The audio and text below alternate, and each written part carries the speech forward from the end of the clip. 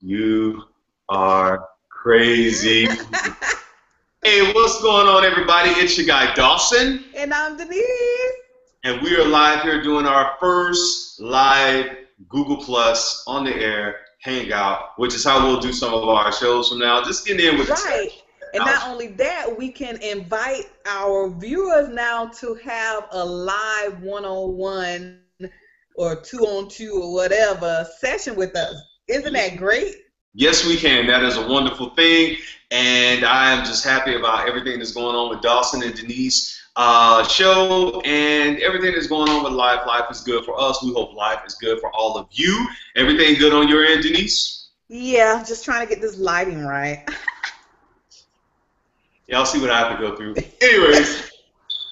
It's so innovative. I'm excited right now because it just made me think like we could just reach out and touch our viewers now. Like they can really like chat with us. And we didn't, when we thought about this, it wasn't even with that in mind, but that just came to me.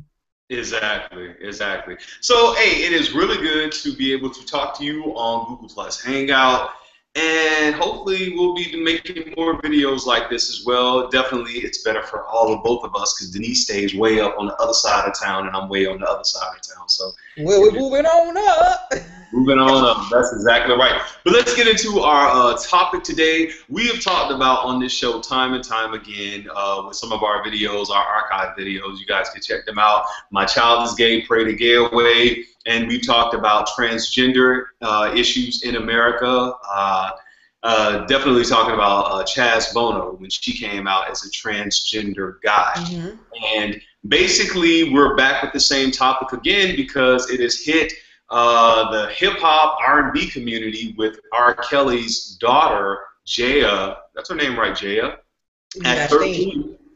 At 13, stating that she has known since she was 6 or 7 that she has felt these feelings of being a boy and that she's going through this transition as to be a transgender. And Drea, her mother is Drea. Her mother's name is Drea, correct? Right.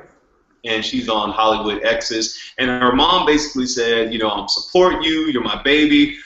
Ain't nothing gonna happen to you. I'm gonna love you no matter if you're gay, straight, bi, whatever. You know, she's giving her all this stuff. You still gonna be my daughter. Denise, right. What do you think about this? It seems like kids are coming out. I know, like it's just the popular thing to do. And I get it. I understand where the mother's coming from. I support it. I understand. But my question is also, when does, you know, use the fine line between being a parent and being a friend?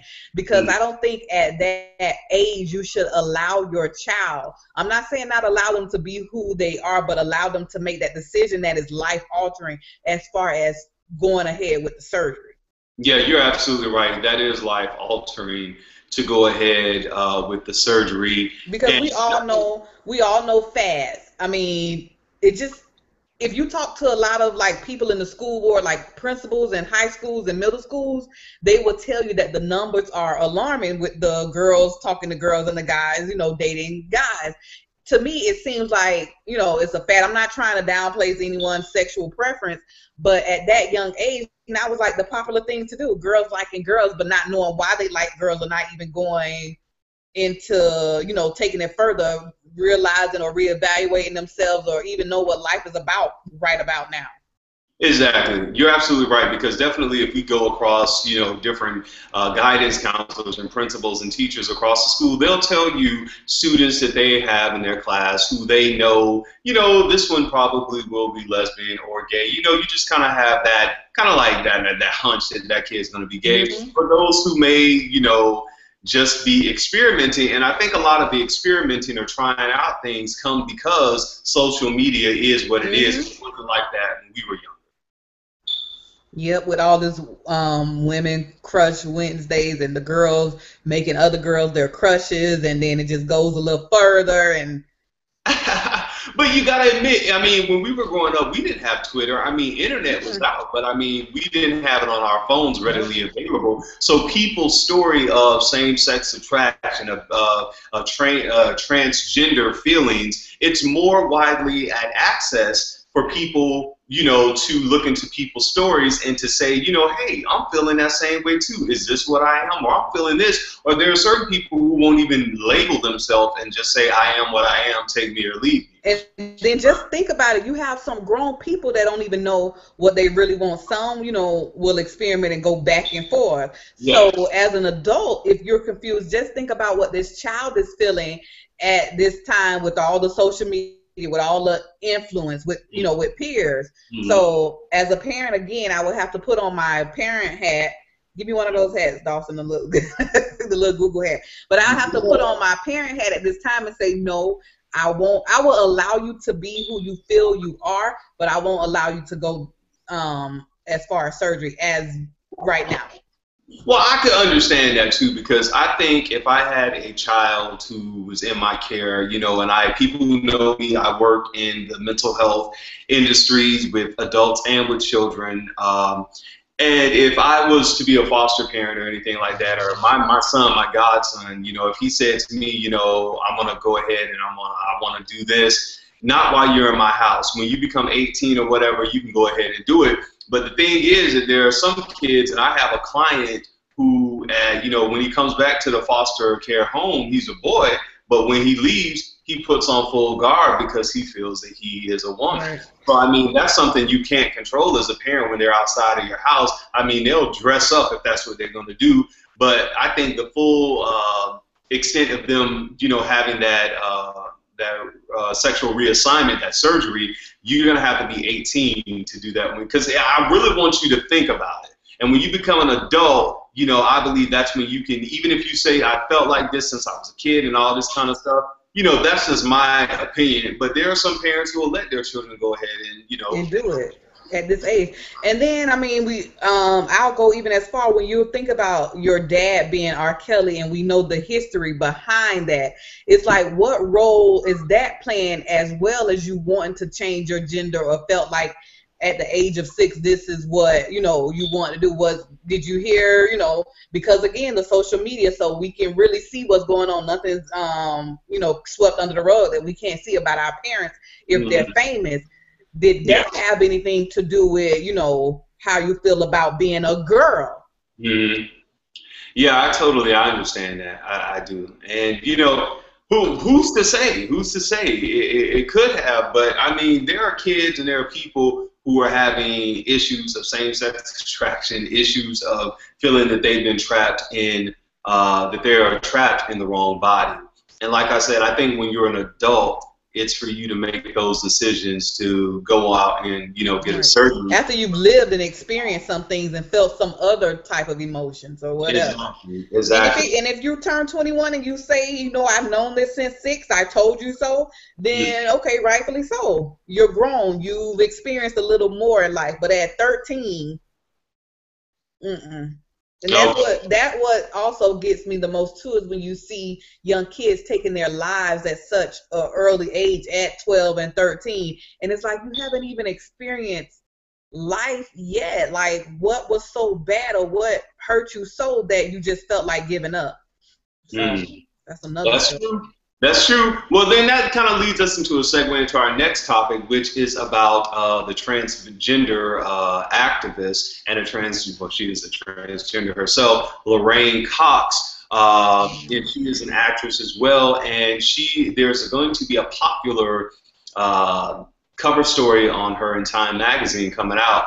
And popular theologian John Piper recently responded to the Time Magazine's controversial cover story of Laverne Cox, Orange is the New Black, stating that genitalia is specifically designed by God and not by human choice. He went on further to say, is gender set by the preference of the individual or a preference by God? And basically, that is what a lot of people feel when it comes to same-sex attraction, transgender. Yeah, but they make it fit when it's time to fit, because there's a lot of stuff that, that's not ordained by God, but we're going to make this fit when it's time to make it fit. And I'm sick of that as well. Yes, yes. And, Piper went on to say a lot of things, and he basically he started quoting scriptures, of course, Romans 19 through 28, all this kind of stuff. And, if that's how the theologian, Mr. Piper, believed, that's you. But I just hate when people start throwing their judgments, their scriptures. And here's the thing, everybody in the world is not Christian. So no matter how many scriptures you throw out, doesn't mean, that's like somebody speaking Portuguese to me, and I'm like, okay, well, right. If that's not anything I engage in. So, which is true. Yeah. Which is true. I just totally, I think that this is definitely a big issue because there are so many people who are attracted to transgender men and women, and these people also identify themselves as straight, as we talked about down here before. There are a lot of people who, well, she looks like a lady, smells like a lady, walks like a lady, more feminine than a lady, is a lady. Mm-hmm. Keeping herself up better than some of these ladies. So, I don't know. Oh my gosh. Wow. But, definitely, I think, there are definitely, Transgender Day where they honor transgenders who have been killed. Now, we reviewed that on an old show we did because there are a lot of people who use the Johns who pick transgender up because a lot of them are involved, have been or are involved in the prostitution as a way of living because it's so hard now for transgender people to get the jobs and stuff they need, right. Friends. And I don't understand why people don't allow people to live their truth. And you spoke about this earlier when we talked about in Detroit where 8 people jumped on a gay person. Who does that?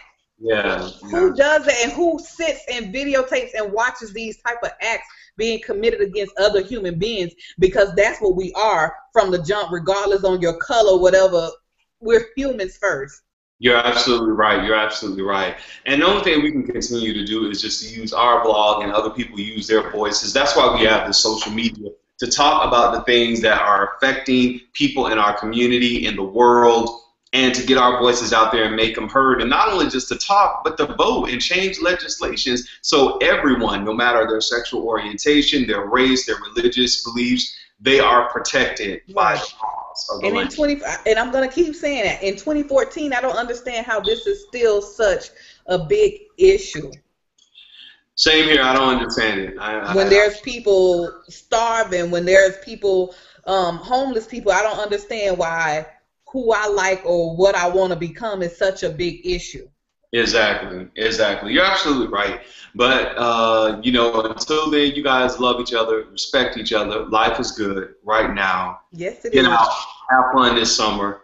Shake the hand of the next transgender next to you. Say hi. Exactly. And look for more of us because we found a new tool. Yes, we found a new tool, so look for more of Dawson and Denise, more topics and everything else. And also, shout out to the Miami Heat. Y'all gonna get it. Oh, yes. I got my shirt. But 305 till we die. We're gonna get them. Until next time, I'm your guy, Dawson. And I'm Denise. Peace. Take care.